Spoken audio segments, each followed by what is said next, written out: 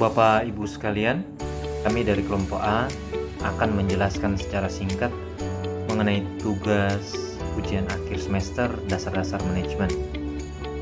Pada kesempatan kali ini kami memilih untuk menjelaskan mengenai pembentukan perusahaan catering untuk industri pertambangan dan energi dan juga industri pengeboran minyak lepas pantai. Adapun alasan mengapa membuka usaha jasa boga untuk pertambangan dan pengeboran minyak lepas pantai, yang pertama adalah pasar yang terjaga. Perusahaan-perusahaan pertambangan seringkali beroperasi di lokasi terpencil dengan akses terbatas ke layanan catering tradisional. Ini menciptakan kebutuhan akan jasa boga untuk memenuhi kebutuhan makan karyawan tambang. Yang kedua adalah permintaan stabil. Perusahaan pertambangan biasanya beroperasi secara terus-menerus, sehingga permintaan akan jasa boga juga stabil dan berkelanjutan. Yang ketiga, kontrak yang panjang. Keempat, potensi keuntungan tinggi. Penyedia jasa boga yang dapat memenuhi kebutuhan spesifik perusahaan pertambangan, seperti makan bergizi, layanan tepat waktu, dan kemampuan beradaptasi dengan kondisi kerja yang unik, dapat menghasilkan keuntungan yang signifikan. Yang kelima, kerjasama strategis. Keenam, fleksibel layanan. Dan yang ketujuh, ada pengembangan keahlian. Poin ke-8, diversifikasi bisnis. Poin ke-9, peluang inovasi. Ke-10, kontribusi pada kesejahteraan karyawan. Dengan menyediakan makanan berkualitas tinggi dan sehat pada karyawan pertambangan, perusahaan jasa boga berkontribusi pada kesejahteraan dan produktivitas karyawan. Analisa internal. Di bagian kekuatan, kami mengidentifikasi keunggulan internal perusahaan seperti kualitas produk, keahlian staf, efisiensi operasional, atau teknologi yang canggih. Pertama, kualitas produk yang unggul. Kedua, keahlian staf. Ketiga, efisiensi operasional. Yang keempat, teknologi canggih. Yang kelima, kapasitas produksi yang fleksibel. Di bagian kelemahan, kami mengidentifikasi area yang perlu ditingkatkan seperti kualitas layanan, kapasitas produksi, atau pengolahan inventaris. Pertama, kualitas layanan. Meliputi variasi menu terbatas. Kedua, waktu penyajian. Kedua, kapasitas produksi. Meliputi kapasitas produksi yang terbatas. Jika kapasitas produksi tidak memadai, hal ini dapat mempengaruhi kemampuan untuk melayani jumlah karyawan tambang yang besar. Yang kedua, kesulitan mengatasi permintaan tinggi. Ketiga, pengelolaan inventaris. Meliputi pengelolaan stok yang kurang efisien dan sistem pelacakan stok yang kurang canggih. Sistem pelacakan inventaris yang manual atau kurang canggih dapat menghambat efisiensi operasional. Yang keempat, kualitas hidangan.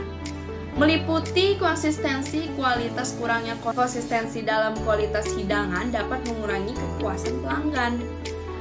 Penyimpanan yang tidak optimal. Kurangnya peralatan penyimpanan yang tepat dapat memengaruhi kesegaran dan kualitas makanan. Yang kelima, logistik dan pengiriman. Kesulitan akses ke lokasi terpencil. Pengiriman makanan ke lokasi tambang yang terpencil dapat menjadi tantangan logistik yang mempengaruhi kualitas dan kecepatan layanan. Selanjutnya, biaya pengiriman yang tinggi.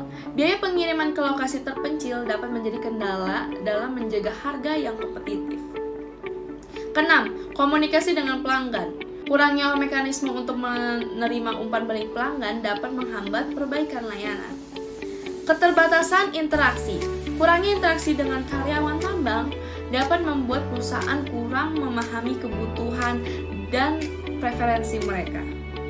Ketujuh, pelatihan staf. Pelatihan kurang teratur. Staf yang tidak mendapatkan pelatihan berkala mungkin kurang siap untuk menghadapi tantangan operasional. Kurangnya kesadaran akan kebutuhan pelanggan. Staf yang tidak memahami kebutuhan khusus pelanggan di lingkungan tambang mungkin memberikan layanan yang kurang optimal. Analisa eksternal. Untuk peluang, yang pertama, ada tren industri, yaitu meningkatnya kesadaran akan kesehatan dan digitalisasi layanan. Kemudian ada peluang pasar, yaitu ekspansi ke lokasi tambang lain dan juga kemitraan strategis. Kemudian adanya perkembangan demografi, yang pertumbuhan industri tambang dan juga perubahan komposisi karyawan.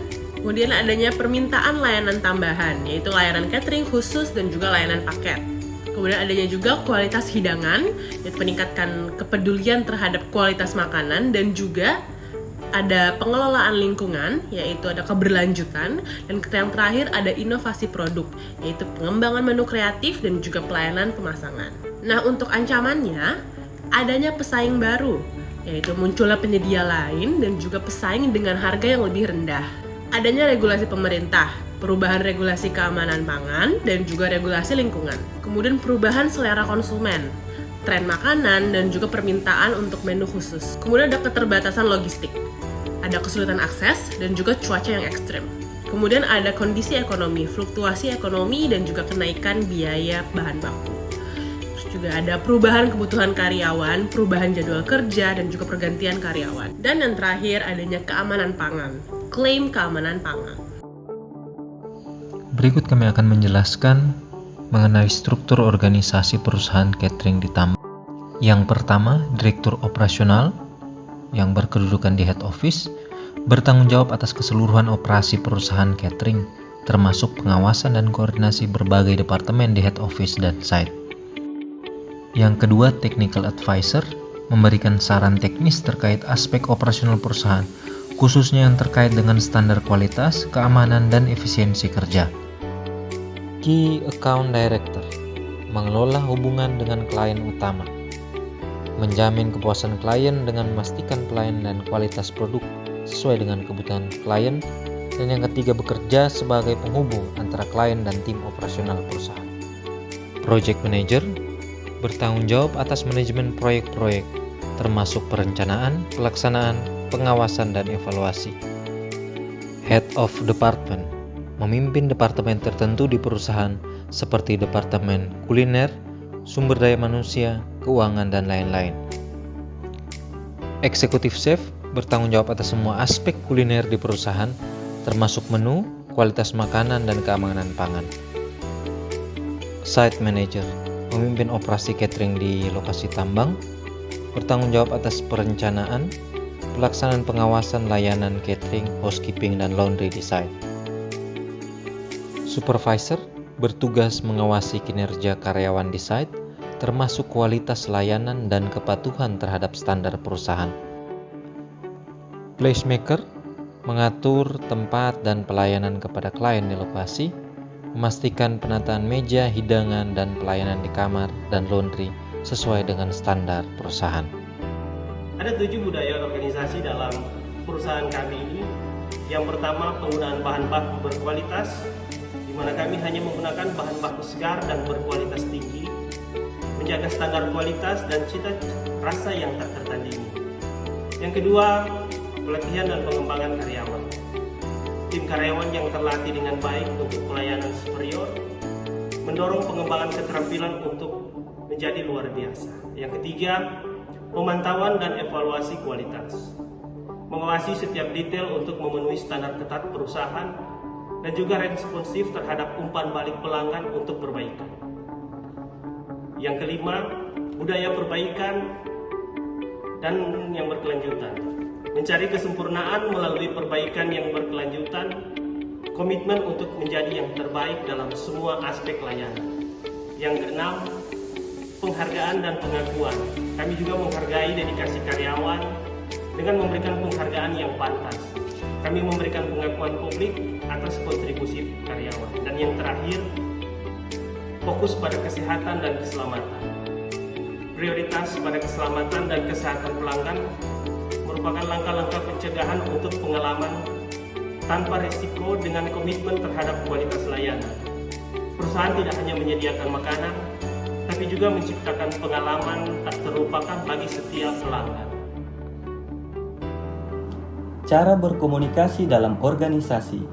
Poin pertama yaitu saluran komunikasi yang efektif yang terdiri dari email dan chat internal, kemudian papan informasi. Poin kedua yaitu rapat tim dan manajemen yang terdiri dari rapat harian dan rapat manajemen bulanan. Poin ketiga yaitu umpan balik karyawan yang terdiri dari yang pertama survei kepuasan karyawan dan yang kedua kotak saran. Nah, poin keempat yaitu Transparansi keputusan yang terdiri dari yang pertama komunikasi keputusan, yang kedua keterlibatan karyawan. Kelima yaitu pelatihan komunikasi yang terdiri dari 1. Pelatihan terbuka, dan yang kedua pengembangan keterampilan. Yang keenam yaitu penghargaan dan pengakuan yang terdiri dari yang pertama penghargaan kontribusi dan yang kedua pengakuan publik. Dan poin terakhir yaitu pengelolaan konflik yang terdiri dari yang pertama resolusi konflik yang cepat dan yang kedua pendekatan terbuka. Faktor etika. Kode etik perusahaan yang pertama integritas, yang isinya kejujuran dan transparansi. Berikutnya keamanan pangan yang berisikan kebersihan dan higienis serta standar keamanan. Yang ketiga tanggung jawab terhadap lingkungan, berisikan 2 hal, pertama pengelolaan limbah dan penggunaan sumber daya.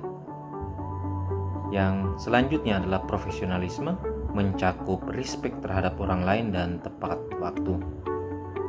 Adapun juga masuk konflik kepentingan, ada 2 hal dalam sini, yaitu hindari konflik dan laporkan jika ada konflik. Selanjutnya ada kerahasiaan, yang isinya mencakup menjaga informasi rahasia dan penggunaan data yang etis. Selanjutnya, etika dalam pelayanan berupa layanan yang adil dan sopan santun. Dan yang terakhir adalah penggunaan peralatan dan properti, baik itu perawatan peralatan dan penggunaan yang tepat. Penerapan etika. Yang pertama, pelatihan etika dilakukan pelatihan secara berkala dan simulasi kasus. Selanjutnya, dokumentasi kode etik. Ada 2 hal yang tercakup dalam hal ini. Pertama, kebijakan tertulis dan komunikasi yang konsisten. Selanjutnya, contoh dari manajemen. Yang pertama, kepemimpinan yang etis. Yang kedua, penghargaan untuk kepemimpinan etis. Berikutnya, sistem pelaporan berupa saluran pelaporan dan tanggapan terhadap pelaporan. Berikut pengawasan dan penegakan. Terdapat 2 hal, pertama pengawasan terhadap kepatuhan dan yang kedua adalah tindakan disiplin. Budaya etika mencakup diskusi terbuka dan peningkatan kesadaran. Penghargaan untuk perilaku etis. Terdapat 2 hal, pertama penghargaan karyawan dan pengakuan publik. Pengawasan etika. Pertama, komite etika, yaitu pembentukan komite dan pembagian tugas komite. Berikutnya pengawasan aktif, berupa inspeksi mendadak dan audit etika. Yang ketiga, saluran pelaporan. Pertama pelaporan pelanggaran, yang kedua tanggapan cepat. Keempat, pelacakan dan dokumentasi berupa catatan pelanggaran dan evaluasi laporan. Poin kelima, keterlibatan karyawan bisa dilakukan dengan diskusi terbuka ataupun survei karyawan. Poin keenam, pengembangan dan pelatihan. Pertama pelatihan etika dan yang kedua adalah konsultasi etika. Poin ketujuh, tindakan disipliner berupa prosedur disipliner dan transportasi tindakan. Poin ke-8, peningkatan berkelanjutan, yaitu tinjauan kode etik, dan yang kedua, perbaikan proses.